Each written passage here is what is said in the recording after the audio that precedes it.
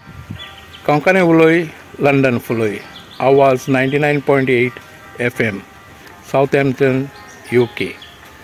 हांव मार्कुस तिकुना गोंयच्या साहेबाचो शेजारी सादर करता म्हजी 24वी कविता। कवितेचें नांव रस्तो भुरग्यांच्या जिविताचो।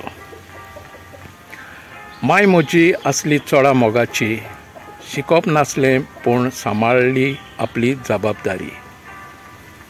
माय म्हजी आसली चोडा मोगाची, शिकप नासलें पूण सांबाळली आपली जबाबदारी। पांयच्या उतरार आपलें पावल मारी, नोको आसली घरचो वावर, सगळो वावर म्हजी मामाय करी। 9 भुरग्यांक जल्मान हाडलीं, तांतलीं फकत तेगां उरल्या आमी।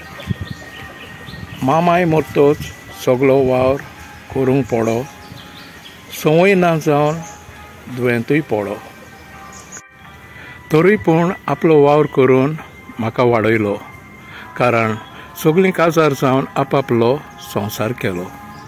हांव चेकलो आंकवार आसलो, निमाणो तांच्या रोगताचो।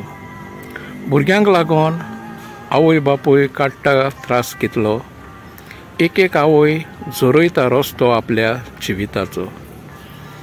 भुरग्यां मुखार हुस्को सोडून दिता आपल्या फिगराचो, भुरग्यांच्या फुडारा पासत विसोत्ता कुयदाद आपल्या जिविताचो।